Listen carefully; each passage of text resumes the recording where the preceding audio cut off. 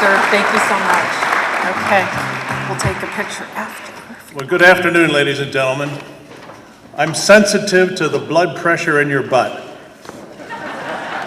Why doesn't everybody stand up for 15 seconds, stretch this time to be together, to reflect, to listen, to learn, and to exchange views with one another. Too often we're so busy we don't have time to think. Today we can think. Please sit down.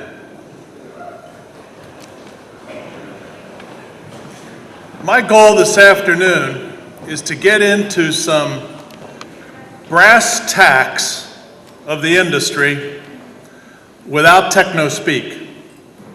In other words, translate some of the technological discussions that we have had, and let's talk some real common sense among ourselves.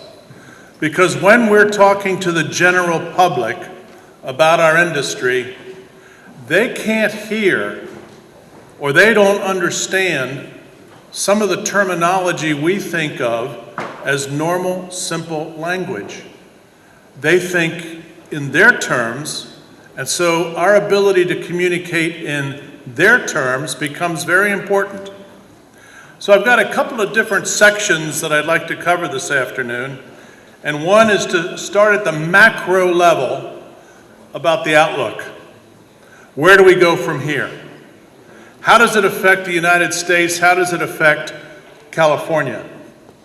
And what I would say is that we're not yet out of the woods from the serious mistake that Robert told us about that OPEC made. We are facing consequences of that trillion-dollar mistake that has nonetheless impacted our domestic industry, US-wide as well as California, in very serious ways. The oil price remains volatile. I'd say that the pressure is upon the industry to try to keep prices down, but that's going to be ever more difficult to keep prices down. One of the reasons is that we have underinvested as an industry to the tune of replacing reserves at about a 40% level from 2014. When we don't replace reserves globally for a period of time, that means we don't have as many projects underway as we need to meet the growth of demand. And the growth of demand continues globally to be in the 1 to 1.5% range, and we have not replaced reserves, only 40%, for about 5 years. The piper will be paid. It's happened for 100 years. It'll continue to happen. So we are facing the prospect of higher prices for the lack of capital spending, number one. Number two, the trillion-dollar mistake by OPEC has cost them serious money, which they have to get back. Remember, what does OPEC have to sell besides oil? Does anybody buy furniture made in the Middle East in California? No. Do you buy electronics from the Middle East? No. Do you buy automobiles or other mechanicals from the Middle East? No. What do you buy? You buy oil. That's all they have to sell. And as a consequence, they haven't been selling oil at a price that pays their bill. In addition, the domestic market in the Middle East, especially in Saudi Arabia, has been growing dramatically. So there isn't as much oil to export because of domestic consumption, which, by the way, is subsidized throughout the Middle East. And so the amount of money to be gained by their oil production is diminished by the lack of export and by the fact that the price has been low.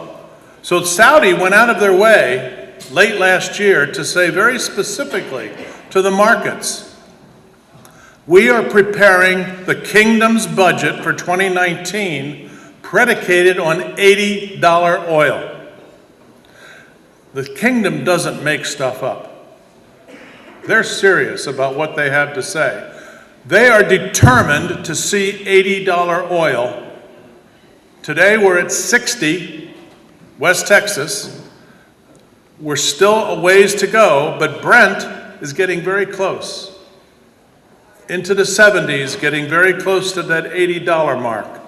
And so we're seeing an upward pressure on the price because Russia is now cooperating with OPEC, because what does Russia export besides oil and natural gas? Anybody wearing a Russian suit? Anybody watching a Russian television set? No, they export oil and natural gas. What's keeping the price from rising rapidly, of course, is what Robert talked about. The continued rise in shale production across the U.S., but there will come a point when the lack of capital investment and the global growth and, what I haven't mentioned yet, logistics constipation in the Permian Basin and other oil fields in the shale formations. What do I mean by logistical constipation? There aren't enough pipelines to carry the oil from the Permian to Corpus Christi or to Houston or to anywhere else for export or for production. There aren't enough truck drivers to drive the water trucks, the drilling rigs. There aren't enough hands to do the drilling. And so there is a slowdown in the growth rate in the Permian Basin and other oil fields because of the logistical issues of trying to keep up. One of the reasons is we've drilled 4,000 more wells in Texas than have been completed. They're called DUCs, D-U-C, drilled uncompleted wells. And so we're waiting because we don't have the infrastructure to produce the oil. There are some other uncertainties that are driving the macro situation. The uncertainties surrounding the Iran sanctions.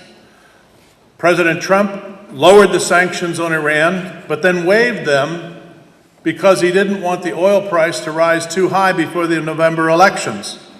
Well, the waivers may be or may not be renewed. We don't know the answer to that yet. So the Iranian oil is still on the market. Other factors, Venezuela is in collapse, as we all know. That's a minus on oil supply. Iranian waivers could be a minus on oil supply. Both could drive price higher because that's a loss of OPEC oil that is going to contribute to the shortages of OPEC oil. Other constipation occurs because the environmental movement in this country has seized upon the midstream industry, the pipeline industry, to stop future oil production. It's not enough for environmental groups to just express caution and concern about the future of oil. No, their strategy is quite simple. Keep it in the ground. Don't produce it. They don't have the legal ability to stop drilling because there's a whole permitting process which cannot be stopped by their actions. But what they can do is stop the means of conveyance because there are no permits for the pipelines. So if you're trying to build a new pipeline in Texas, Oklahoma, North Dakota, you can still get the permits. But if you're trying to build a pipeline in Pennsylvania, Ohio, New York, Maryland, Virginia, Minnesota, Nebraska, New England, say your prayers and find a friendly judge. You're going to be in court for a long time trying to get those permits. And if they keep it in the ground, well, what's that going to do? That's going to raise the price of oil because it won't be as available. And this is a strategy that they have logged on to and are not about to let go of because keep it in the ground is the only solution they can see to the awful contamination of the earth by fossil fuels. I'm going to come back to that. So we have these issues that are driving volatility, and I'm afraid those issues aren't going to be easily resolved. And the U.S. Congress is frankly hopelessly hopelessly dysfunctional when it comes to energy policy and has been since 2007. The last energy bill produced by both houses and signed by a president was George W. Bush in 2007, with an oil bill which Robert referred to, or an energy bill that Robert referred to, and I won't repeat all of that, but that's the last bill we've seen. We know there won't be a bill in this Congress. Whatever happens in 2020 with the electorate, questioning whether the House remains divided, or I should say the Congress remains divided between Republican and Democrat, depending upon the presidential outcome of 2020, the chances of settling down and getting a serious oil bill into 2021, 2022, I'd say are about as good as they are today, given the uncertainties. So don't expect the Congress to take any ownership, and the energy dominance strategy of the Trump administration could become the energy subordination strategy of the next administration, because they don't like the direction that energy has gone. And in the same way, the current president has essentially worked so hard to reverse so many Obama-era policies and regulations, the next president could work just as hard, if not harder, to reverse the energy dominance policies and regulations of the current administration. In other words, we are seesawing our way to nowhere when it comes to energy policy for the United States. Meanwhile, I'll come back to the discrediting of the oil industry and the energy industry broadly writ, that which relies upon traditional energy, coal, natural gas, nuclear, hydropower, throw that in as well. There is an attempt underway, ladies and gentlemen, by those who prefer the fragmentation and the hostility within the country to divide us as a population between traditional and alternative energy. Because that fragmentation plays to the interests of a very small group of subject matter specialists who care less about the future of the American economy and American society than they do about their own agenda for whatever they declare their agenda to be, whether that's environmental protection or whether that is the promotion of one type of energy over another. That's a serious problem for us in a period of divisiveness, because it fuels the flame of public disdain for the energy industry, and one of the tools being used is to label our industry like tobacco. If you haven't heard that before, you'll hear it here. We are being labeled as the next tobacco.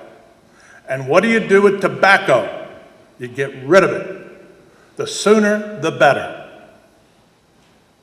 It absolutely makes no sense to label this industry, whether it's in California or whether it's in Texas, and we hear it in Texas as well. Calling us tobacco is like calling money insanity. How's that for a connection? I don't know of anyone who considers money insanity. Oil and gas and energy is not tobacco. The electrons and the molecules that give us life, vitality, prosperity, security, health, food consumption, the clothes we wear, the way we live our lives as Americans in the 21st century, to treat those molecules and electrons as tobacco is to insult the dignity of human beings in this country. But they persist. They continue. Keep it in the ground. Keep it in the ground. Teach the young people, not just that cars are bad. Teach them anything connected to oil wells or to power plants or to nuclear plants or to uranium. It's all bad. What's good is wind or solar. When I think of wind and solar, I love it. I managed it. I helped to build those big wind farms outside of what's it called? The desert town east of Los Angeles. Senior moment, sorry. But there's Shell towers there, Shell wind towers there. Solar. Shell has invested heavily in solar. And in fact, recently, as I'm not connected to Shell in any way any longer, but happened to see a headline last week, Shell proclaims it will be the largest energy provider in the world, specifically electricity provider, by mid-century. How's that for a big change of portfolio? Moving one of the world's largest integrated oil companies to the largest electricity provider by mid-century. That's an ambitious set of endeavors, and solar will be a big part of that, as it should. But the only two sources of energy are not just solar and wind. Let's think about this. I want to bring up the subject of energy density, which the ignorance of hypocrisy denies. Think about that, the ignorance of hypocrisy.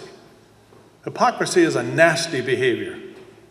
And when you see an anti-traditional energy individual or organization declaiming the traditional energy industry from nuclear to oil to gas, etc., you see somebody who is fundamentally hypocritical and exploiting either their own ignorance or trying to take advantage of yours or the general public's.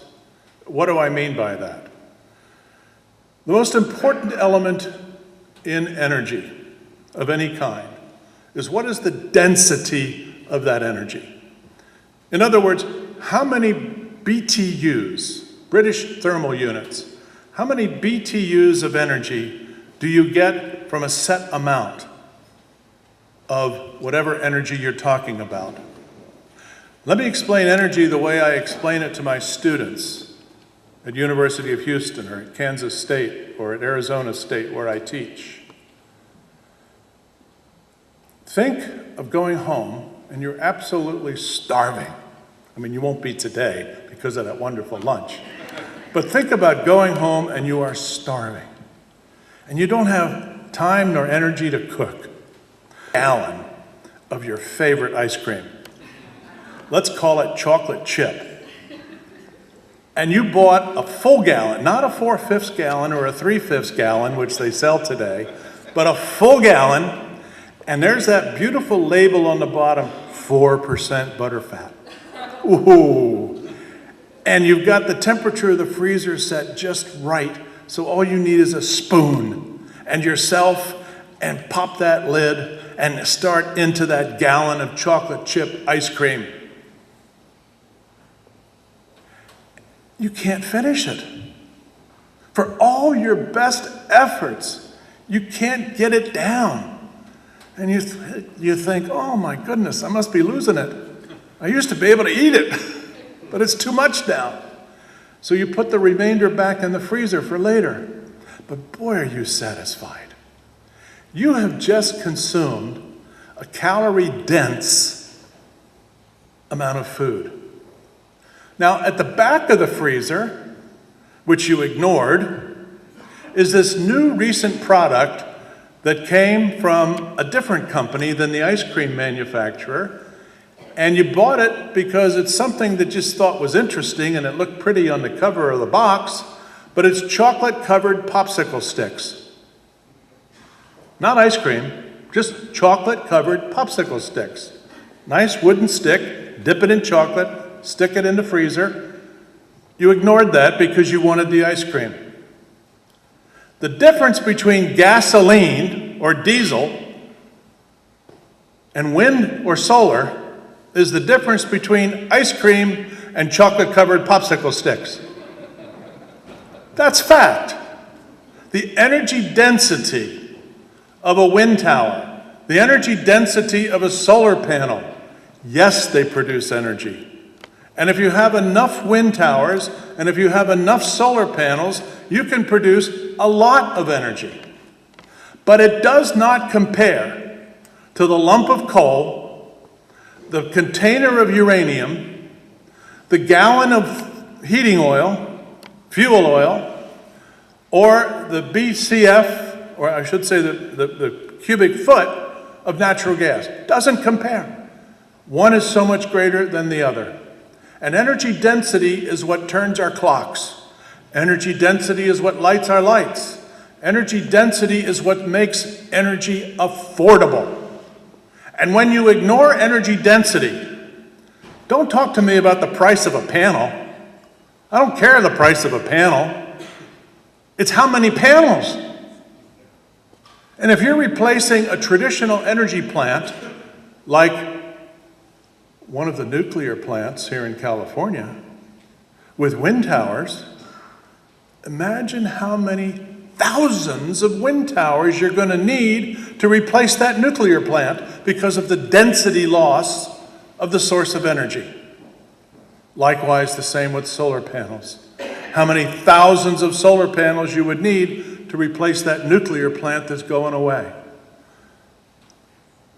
I note that California imports a lot of its electricity, and as was said this morning, on a different environmental standard. Where's the integrity of public policy? If you can substitute purchases from out of state, how honest is the public policy being articulated to local residents? I said I'd talk brass tacks. So we've got some hypocrisy to deal with in the energy space of this nation, and if we don't talk about it, it's not going to get said.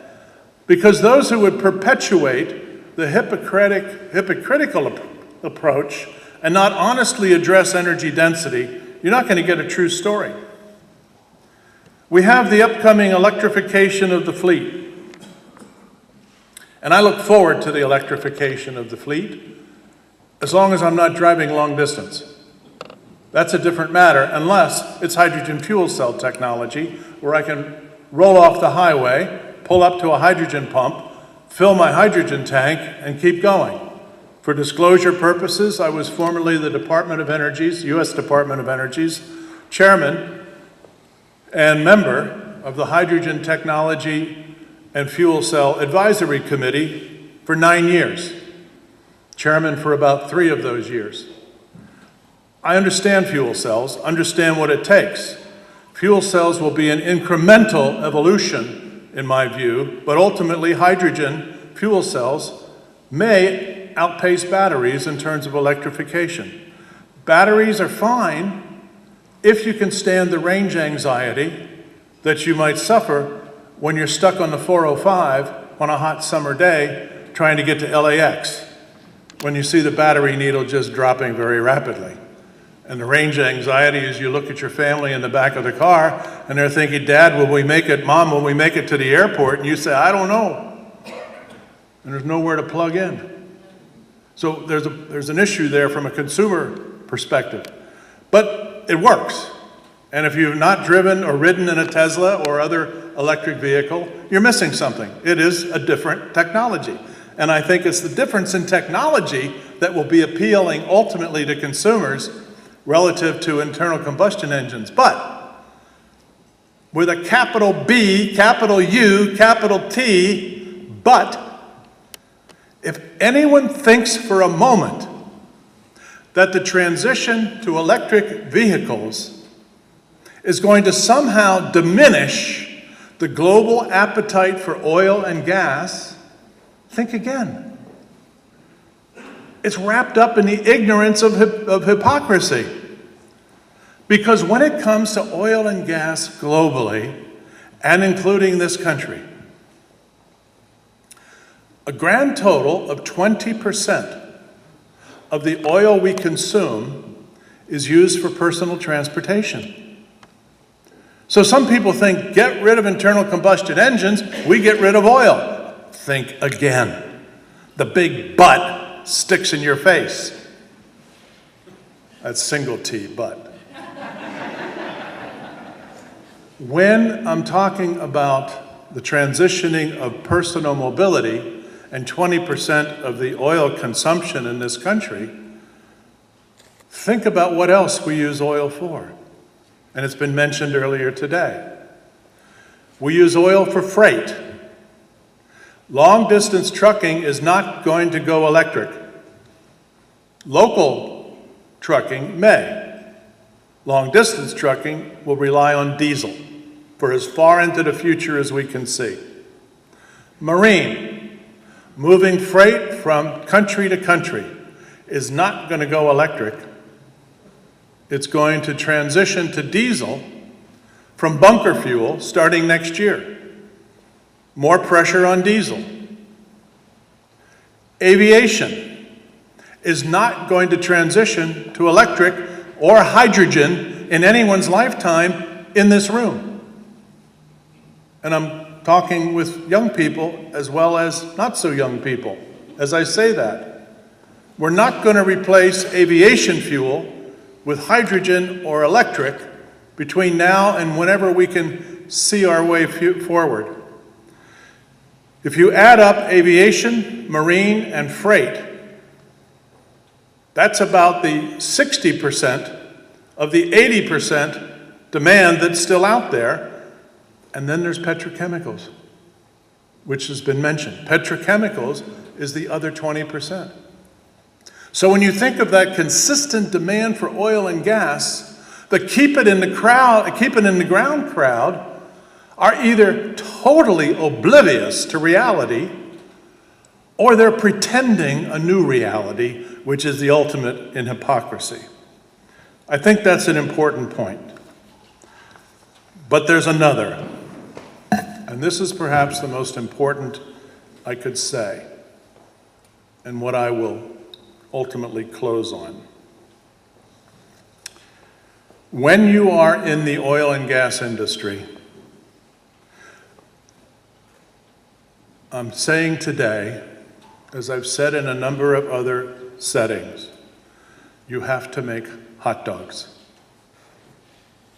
What do I mean when I say the oil and gas industry has to learn how to make hot dogs? Earlier I mentioned some people try to call us the next tobacco, get rid of us. No, we shouldn't let them, we can't let them. We have to move our thinking horizontally. And we have to think of our industry the way society thinks about meat packing. If you're a meat packer and you're doing your job and you're cutting the steaks, the chops, the roasts, you've made the hamburger, what do you do with everything that's left? You make hot dogs. The nose, the ears, the snout, everything but the squeal goes into the hot dogs. In other words, the meatpacking industry cannot afford to deal with its waste, and so it makes waste products. And we eat them by the billions. They taste so good. What's a Dodger dog cost? We love those hot dogs. How could you not grow up having a weenie roast? And however you eat your hot dogs. And so what the industry has to do is figure out aggressively, sooner rather than later, what are we going to do about our waste? We have lived a century of free waste for all practical purposes, especially when it comes to oil. Now, we've cleaned up a lot of physical waste over the years. We have landfills. We have ways of taking care of physical kinds of waste. And we've done a pretty good job recycling liquids so that we can clean up liquid waste. We don't dump liquid waste into rivers or directly into the ocean or into lakes for 3 days. In the late 1960s, imagine, the river caught fire. And when they put water on it from the Cuyahoga River, it made the fire bigger. Wow, that was a wake-up call to the fire department of Cleveland.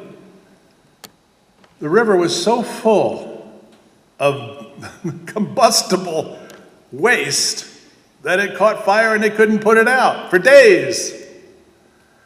Well, we have to figure out what to do with our gaseous waste in the same way that we can deal with physical and liquid waste, to where we become a net negative industry when it comes to environmental pollution or environmental impact. Net negative.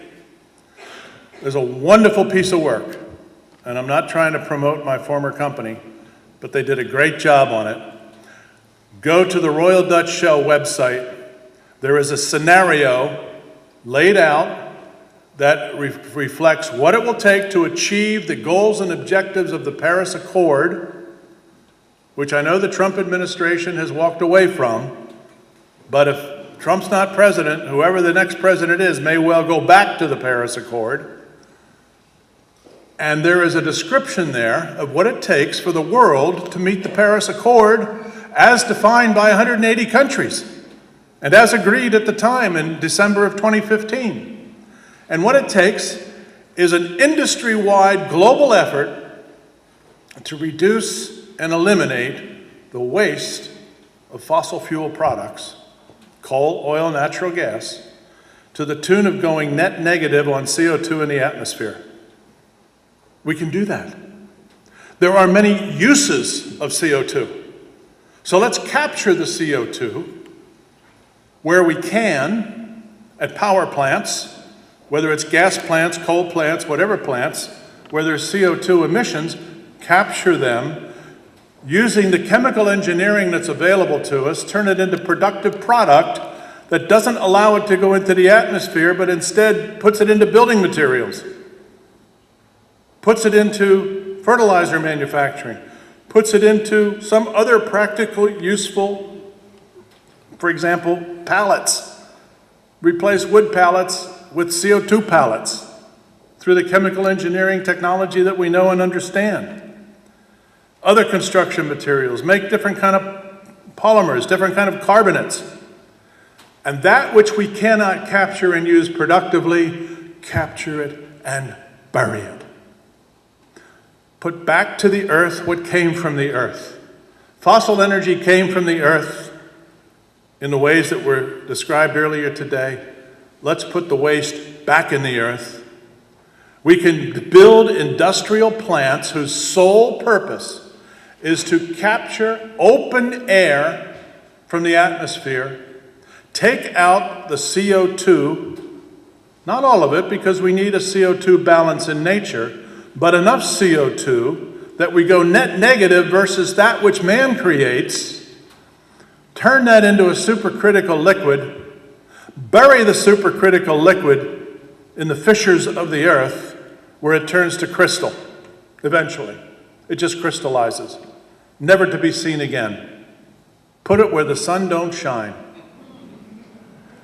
We can do that according to the scenario called Sky, which you can download. It takes about 3 hours to read it. I would suggest 3 very productive hours because of the lessons to be learned. But it would take about 10,000 industrial sites operating 24/7 to take that CO2 out of the atmosphere to a net negative level that could be built between now and 2070, which is the impact period of the Paris Accord. 10,000 industrial sites. What that represents, ladies and gentlemen, and I say this with the clarity of a business perspective, is an entirely new industry for the world. And it's called carbon management. If you go to Arizona State today and walk into the Global Institute of Sustainability on campus, you will begin to see and read the work that Arizona State University is doing on what's called carbon as a business. If you go to the University of Houston today and go to the main administration building to go to the energy office, you can meet the head of the University of Houston Carbon Management Center. We are beginning the process in this country of building a new industry called carbon tech or carbon management, the purpose of which is to eliminate man-made carbon in the atmosphere for the good of us all. It represents a new business that will be as large, if not larger, for as long as we can see into the future as Silicon Valley information tech.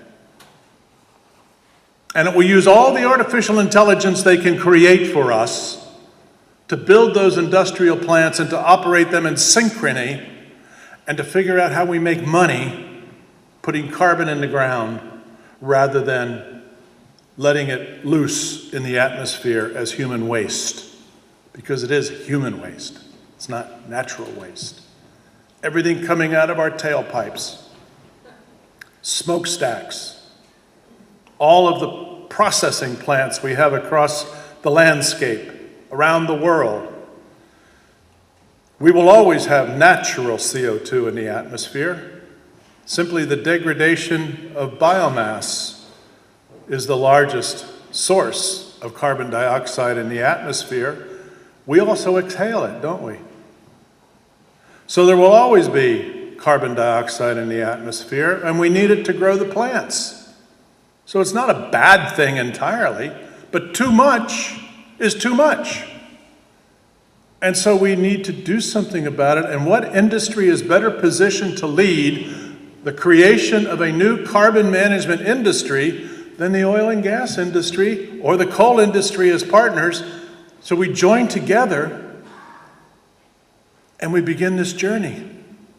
Now, 10,000 industrial plants between now and 2070, if we start in 2020, means 4 a week.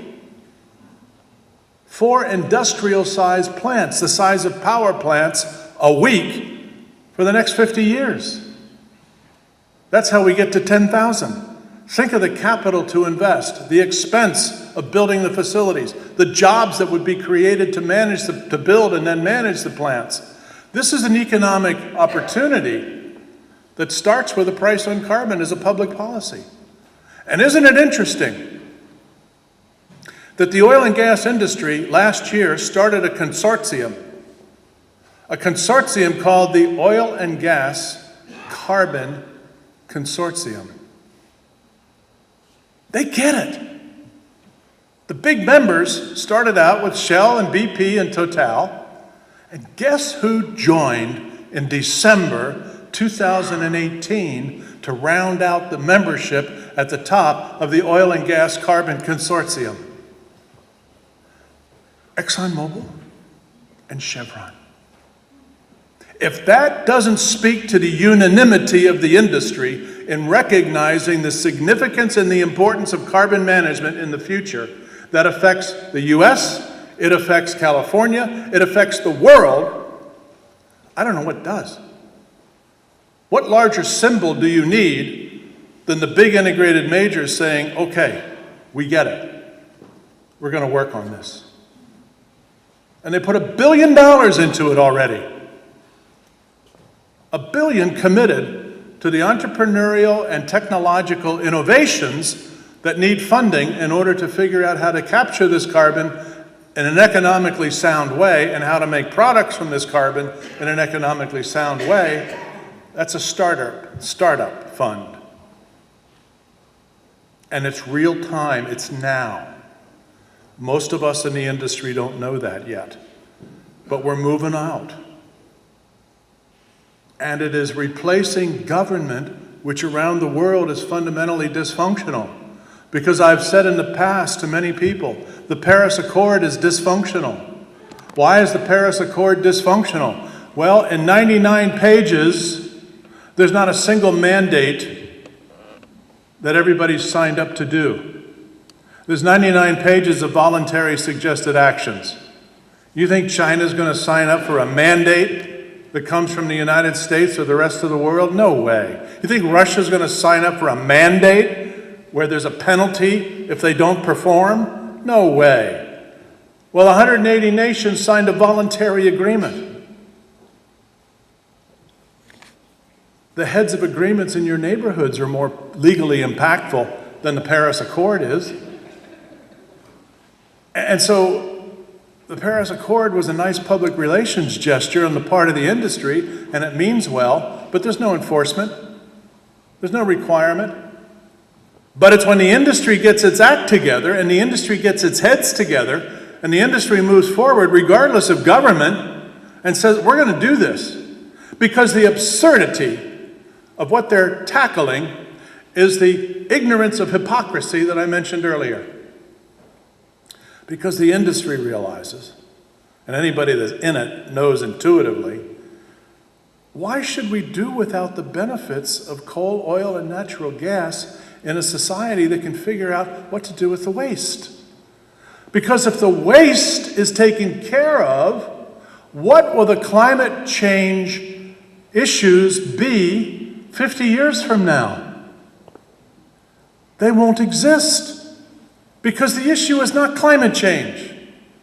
And I wrote this in my book. And it's not that I'm a denier.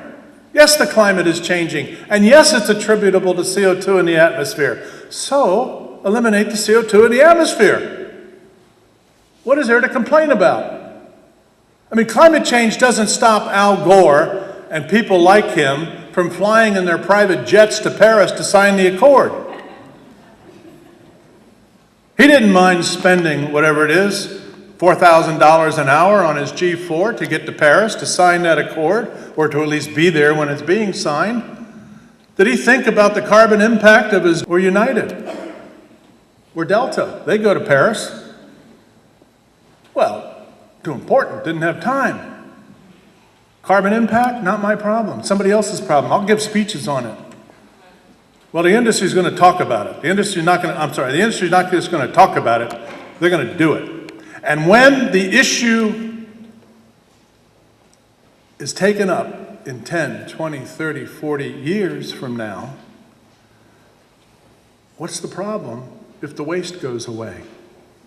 Think what we've done in industry after industry where we've taken care of the physical waste.